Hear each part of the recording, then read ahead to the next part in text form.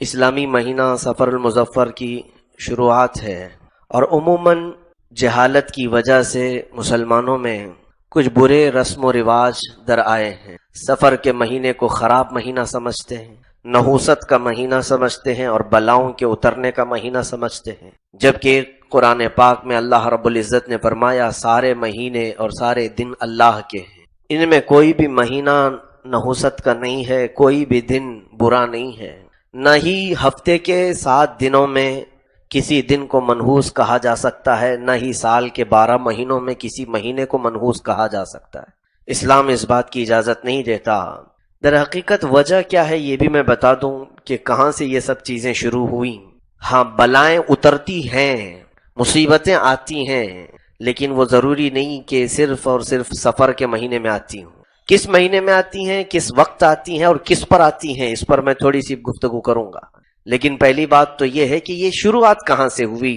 یہ زمانہ جہالت سے ہے۔ دور جہالت میں کفار و مشرکین کے ہاں ایسے معاملات تھے کہ عورتوں کے اندر سے یہ معاملات شروع ہوئے۔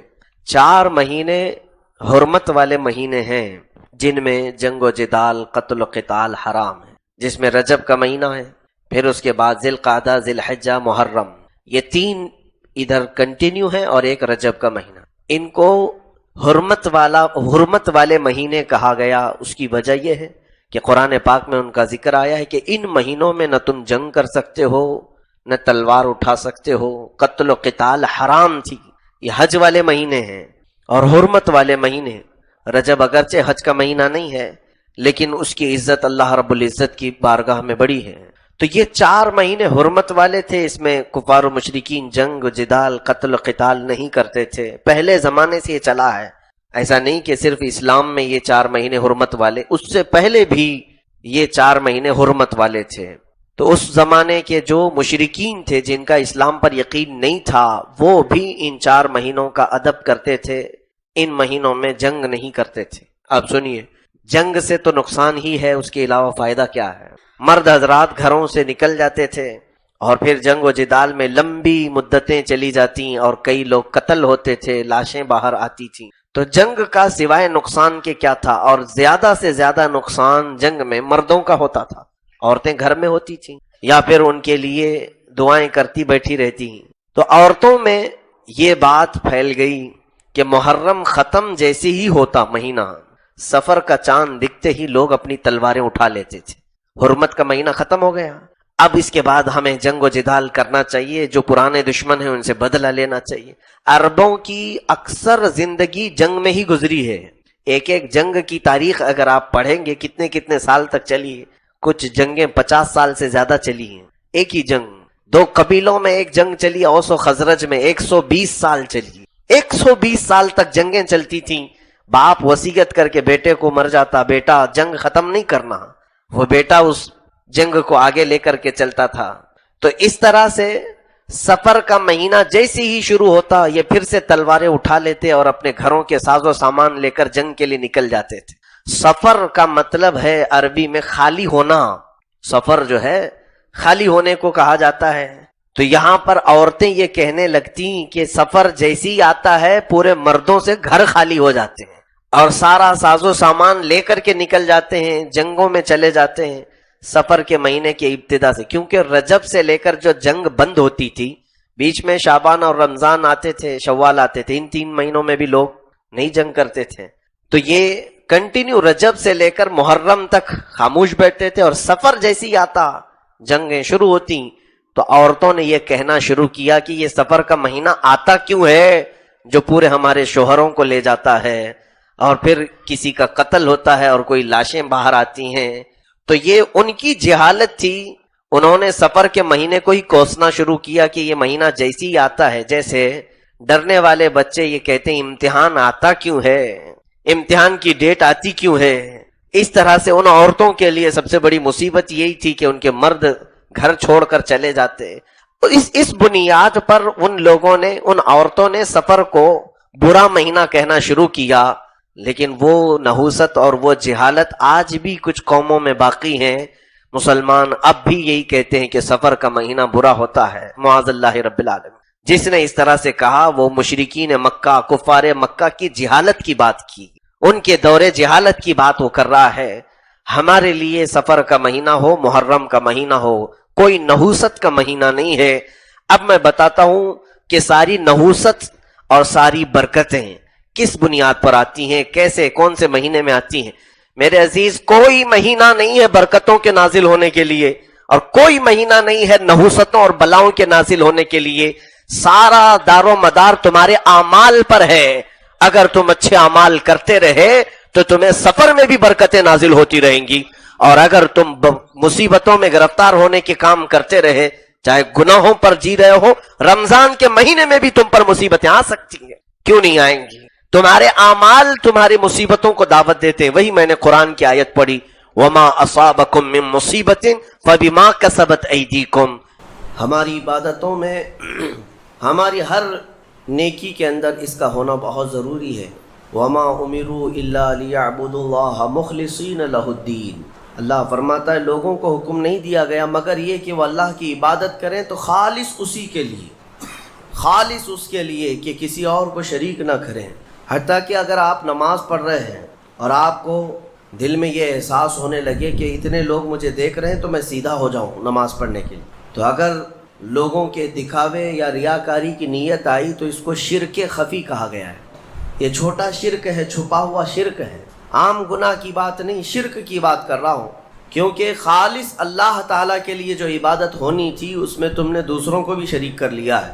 دوسروں کی رضا، دوسروں کے خیال، دوسروں کی مرضی، یہ ایک ایسا مرض ہے جس نے ہمیں پکڑ رکھا ہے. آج لوگ کیا بولیں گے، لوگ کیا کہیں گے، اسی مرض میں پوری زندگی گزر جاتی ہے.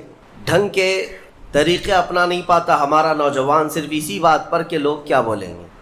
ٹوپی پہننے میں شرم آتی ہے کہ لوگ کیا بولیں گے، داڑھی رکھنے میں شرم آتی ہے لوگ کیا بولیں گے. لوگ کچھ نہیں بولیں گے، جب تم مرو گے تو صرف انا للہ بولیں گے اور کچھ نہیں. انا للہ و انا الیہ راجعون، اس کے علاوہ کیا کہیں گے آپ کے مرنے کے وقت. میرے عزیزو، لوگوں کے احوال اور ان کے کوائف الگ الگ ہیں. تم اگر لوگوں کے لیے جیتے رہو گے تو کبھی قرار و سکون نہیں آ سکتا. اسی لیے صحابہ اکرام رضوان اللہ تعالیٰ علیہم اجمعین علی اعلان یہ کہتے تھے. حضرت خبیب ابن عدی جب پھانسی پر چڑھائے گئے، سولی دی جا رہی تھی اور انہیں مکہ والے پتھر مار رہے تھے، تب انہوں نے اعلاناً یہ کہا تھا کہ مجھے اس بات کی پرواہ نہیں کہ لوگ مجھے کیا کیا گالیاں دے رہے ہیں، مجھے اس بات کی پرواہ نہیں کہ تم میرے ہاتھ کاٹ رہے ہو، ناک کاٹ رہے ہو، کان کاٹ رہے ہو اور گلا کاٹنے والے ہو، مجھے اس بات کی پرواہ نہیں، لیکن مجھے اس بات پر فخر ہے کہ میں مر رہا ہوں تو اللہ کی رضا میں مر رہا ہوں. میں اگر دنیا سے جا رہا ہوں تو حالت اسلام میں جا رہا ہوں، اس بات کا مجھے فخر ہے. عزیزان گرامی وقار، اسی بات کی آج ضرورت ہے کہ آپ کیا پہن رہے ہیں، کیا کھا رہے ہیں، کس طرح چل رہے ہیں، کس طرح بیٹھ رہے ہیں، یہ لوگوں کے لیے نہیں ہے. ہماری زندگی کے طور طریقے جو کچھ بھی ہونے چاہیے وہ اللہ اور اس کے رسول کے لیے. ایک حدیث میں آپ کو بتاتا ہوں جس کا آخری والا حصہ گفتگو کا اصل مقصد ہے. ایک بار رسول پاک صلی اللہ تعالیٰ علیہ وسلم مجلس میں بیٹھے ہیں صحابہ کے. ایک اجنبی شخص آیا، مجلس میں آیا، آ کر کے سیدھے حضور پاک صلی اللہ علیہ وسلم کے قریب بیٹھ گیا. اتنا قریب کہ اپنے گھٹنے حضور کے گھٹنے سے لگا لیا، قریب سے قریب ہو کر بیٹھا. صحابہ کرام اور بھی مجلس میں تھے، سب دیکھ رہے تھے. اور وہ اجنبی جو شخص آیا تھا اس کو کوئی بھی پہچانتا نہیں تھا. اس نے آتے ہی سوالات کرنا شروع کیا. سب سے پہلے اس نے پوچھا مل ایمان، ایمان کسے کہتے ہیں؟ رسول پاک صلی اللہ تعالیٰ علیہ وسلم نے جواب دیا، اس بات کا اقرار کرو کہ اللہ تبارک و تعالیٰ کے سوا کوئی معبود نہیں، محمد صلی اللہ تعالیٰ علیہ وسلم اللہ کے رسول ہیں. فرشتوں پر اور اللہ کی کتابوں پر، رسولوں پر، تقدیر پر، قیامت کے دن پر اور مرنے کے بعد دوبارہ زندہ ہونے پر یقین رکھنا. اس اجنبی شخص نے پوچھا مل اسلام، پھر اسلام کیا ہے؟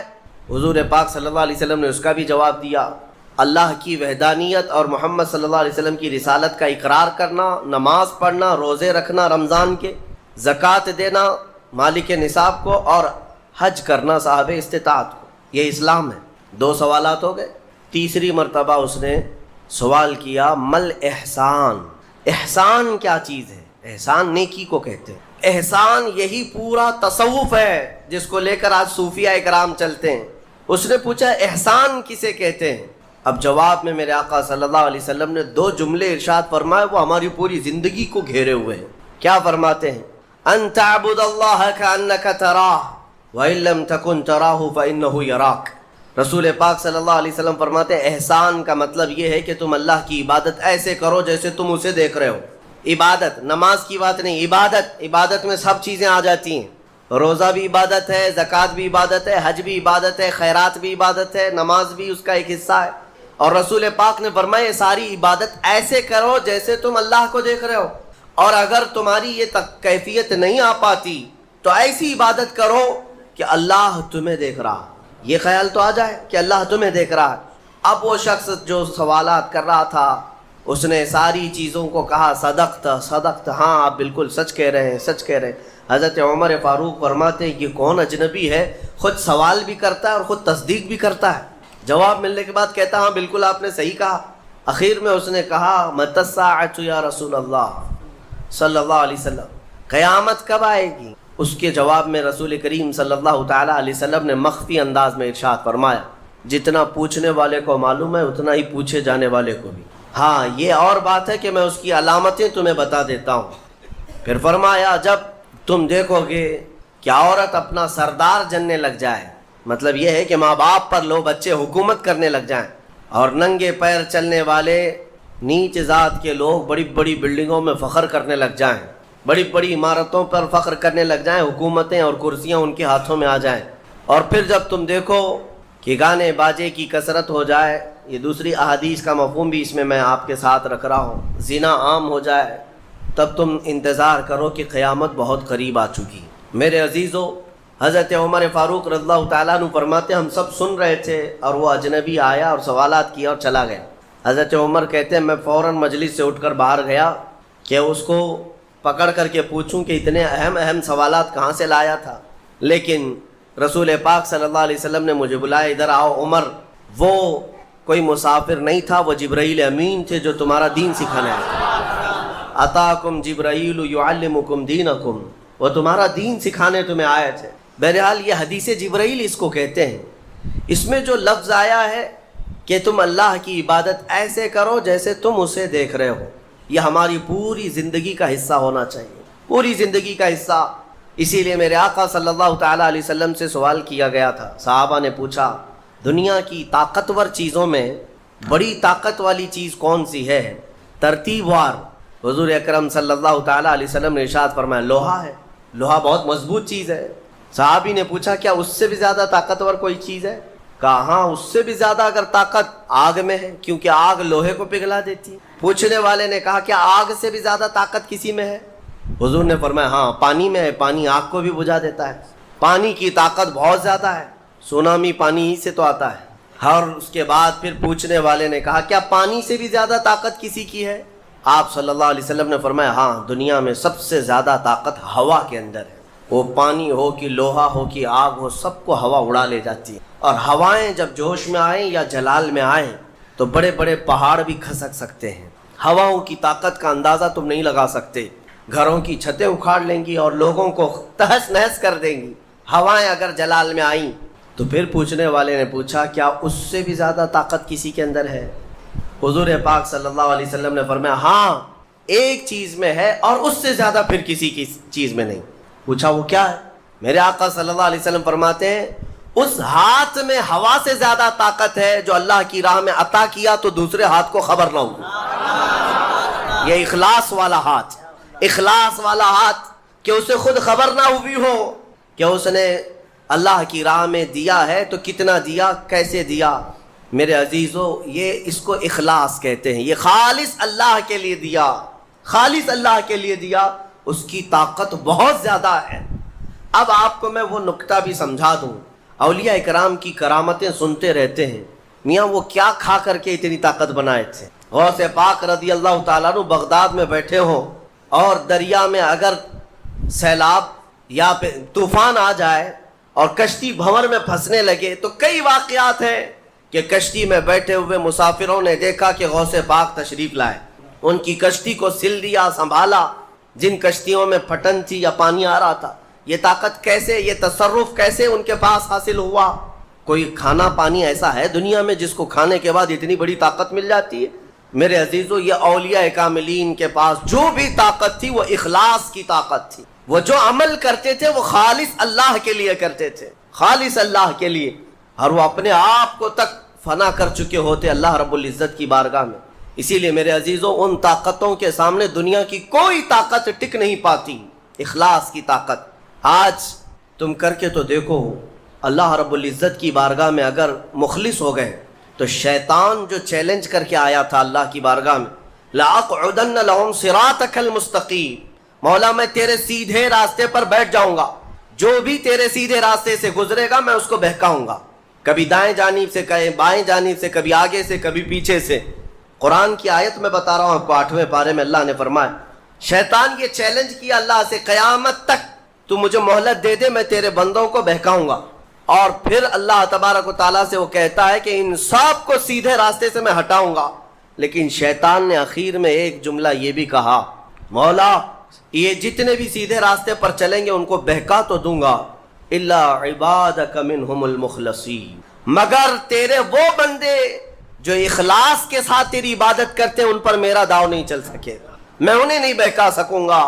اب اندازہ کرو کہ شیطان جس کے پاس ساری طاقتیں آ جاتی ہیں باطل طریقے سے وقتی طور پر, وہ عاجز آ گیا تو پھر دنیا کی یہ چھوٹی موٹی طاقتیں تمہارا کیا بگاڑ لیں گی. اگر اخلاص تمہارے اندر آ جائے, خلوص کی دولت آ جائے, دنیا میں جو کچھ بھی کر رہے ہو سب دکھاوے کے لیے نہیں ہے. کچھ عبادتیں ایسی ہیں جو تمہارے ساتھ راز رہے تمہارے اور تمہارے پروردگار کے بیچ. ہر بات کی تشہیر کرنا ضروری نہیں ہوتا کہ لوگوں کی مدد آپ نے کیا تو پیپر میں چھاپ دیا, اور آپ کوئی نیکی کر رہے ہیں تو ضروری نہیں ہوتا کہ ہر چیز کی تشہیر کی جائے. ہاں کچھ چیزوں میں حکمت اور مصلحت ہو سکتی ہے کہ لوگوں کو نیکی کی طرف بلانے کے لیے اعلان کیا گیا ہو, لیکن ہر چیز میں نہیں. عزیزان گرامی وقار, اخلاص جب کسی کے پاس ہو تو ایک اور حدیث میں آپ کو بتا دوں, بندے جو عبادت کرتے ہیں نا یہاں پر دنیا میں بھی, سب کا کچھ نہ کچھ ایک غرض ہے, کچھ نہ کچھ ایک مقصد ہے. آپ نماز کے لیے آئے ہیں یا نیکیاں کر رہے ہیں یا گناہوں سے بچ رہے ہیں تو کوئی تو غرض ہوگی. ہاں دو میں سے ایک چیز ہوگی, جہنم کا خوف ہوگا, اللہ کے عذابات سے ڈر لگتا ہوگا اس لیے نماز پڑھ لیتے ہیں, پوری اپنی صحیح کر لیتے ہیں, یا تو پھر جنت کی نعمتوں کا شوق ہوگا کہ جنت میں جانا ہے, صحابہ تابعین اولیاء کاملین کے پڑوس میں رہنا ہے. یا تو شوق ہے یا تو ڈر ہے, اور یہ دونوں چیزیں بندے کو عبادت کرواتی ہیں. قیامت کے دن کے متعلق حدیث میں ملتا ہے, جب بخشے گئے ہوئے لوگ جن کو جنت بھیجا جا رہا ہے, جنتیوں کی بات کر رہا ہوں عام کی نہیں, تو اس میں 3 کیٹیگری ہوں گی. ایک جماعت ہوگی جن سے اللہ تعالیٰ فرمائے گا کہ اے بندو تمہارے اوپر آج جنت کھول دی گئی, تم بخش دیے گئے ہو, تم عبادت کرتے تھے دنیا میں, بتاؤ کیوں کرتے تھے؟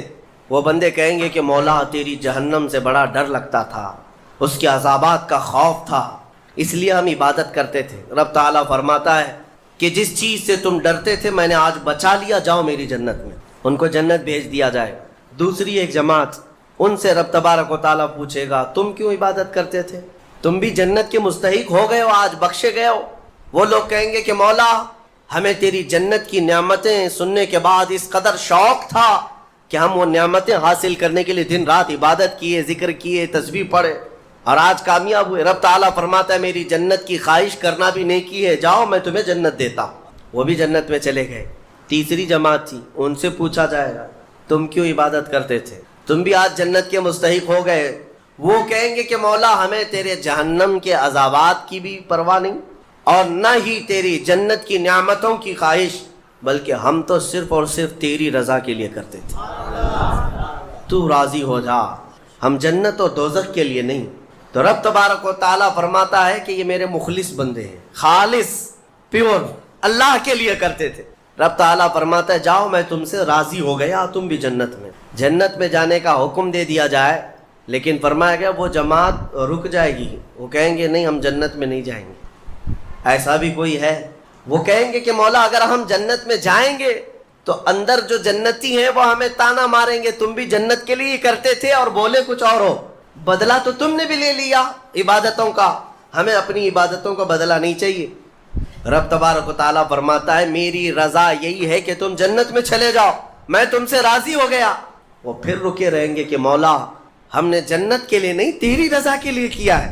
پھر حکم ہوگا فرشتوں کو کہ ان کے ہاتھوں اور پیروں میں بیڑیاں باندھو اور کھینچ کے جنت میں لے جاؤ۔ وہی ایک جماعت ایسی ہے۔ یہ کون لوگ ہیں جو مخلصین ہیں، خالصتاً اللہ کے لیے عبادت کرتے تھے۔ عزیزان گرام وقار، جو اللہ رب العزت کے لیے کرنے والے لوگ ہیں، اللہ تعالیٰ ان کو ہمیشہ ذلت اور رسوائی سے محفوظ رکھتا ہے۔ اخلاص، بنی اسرائیل میں ایک خاتون تھی اور اس کا بڑا گھرانہ تھا۔ اس کا باپ جو تھا وہ بڑا کنجوس اور بخیل آدمی، بڑے پیسے والا۔ ایک دن ایسا ہوا کہ یہ جو لڑکی تھی، جوان لڑکی، اس نے باہر ایک فقیر کو دیکھا جو بڑا مجبور تھا، ضرورت مند تھا۔ اس کو اٹھا کر کے اچھی خاصی دولت اپنے باپ کی دے دی، اور باپ کو پتہ چلا تو اتنا غصے میں آیا کہ میں پوٹی کوڑی نہیں دیتا اور تو اتنی بڑی دولت اٹھا کر دے دی، اور غصے میں اپنی بیٹی کا ہاتھ کاٹ دیا۔ اس کا ہاتھ کٹ گیا، غصے میں تھا، باپ بخیل تھا، ہاتھ کاٹ دیا۔ بہرحال کٹے ہوئے ہاتھ کے ساتھ وہ رہنے لگی، تھی اللہ رب العزت کی رضا چاہنے والی۔ کئی دن تک اسی طرح گزر گئے۔ اب باپ بڑے پیسے والا تھا اس زمانے میں، وہ ہاتھ چھپا کر کے رہی۔ پھر اس کا رشتہ آیا ایک بہت بڑے خاندان سے، اور بڑے خاندان کا جو شہزادہ تھا اس نے پسند کر لیا۔ شادی کی ڈیٹ قریب آئی، ان لوگوں نے ہاتھ نہیں دیکھا، بس چہرہ اور باقی ساری چیزیں دیکھی، اور انہوں نے بھی چھپا رکھا کہ ہاتھ نہیں ہے۔ کٹے ہوئے ہاتھ کے ساتھ کون شادی کرے گا؟ بہرحال شادی ہو گئی۔ شادی ہونے کے بعد وہ گھر رخصت ہو گئی، اپنے نئے دولہے کے ساتھ وہ اپنے گھر پر بیٹھی ہے دسترخوان پر۔ وہ بائیں ہاتھ سے کھایا کرتی تھی، ایک ہاتھ تو کٹا ہوا تھا، چھپا کر کے رکھتی تھی۔ دسترخوان پر جب بیٹھی، اس کا نیا دولہا ہے، اس کے گھر والے، کھانے کے وقت اب ہاتھ نکالنے کی باری آ گئی۔ وہ بائیں ہاتھ سے کھا رہی تھی تو اس کے شوہر نے کہا کہ کیا سیدھے ہاتھ سے نہیں کھا سکتی؟ سیدھے ہاتھ سے کیوں نہیں کھا سکتی؟ اب اس کے رشتے کے ٹوٹنے کا وقت آ گیا، اگر پتہ چلے تو دھوکہ کیا ہے، کٹے ہوئے ہاتھ کے ساتھ ہمارے ساتھ نکاح ہوا ہے۔ اس کے آنکھوں میں آنسو آئے، وہ ہاتھ اپنے کپڑے کے اندر ہی چھپائی رہی۔ اچانک اسے غیب سے ایک آواز آئی، اے میری بندی ہاتھ نکال۔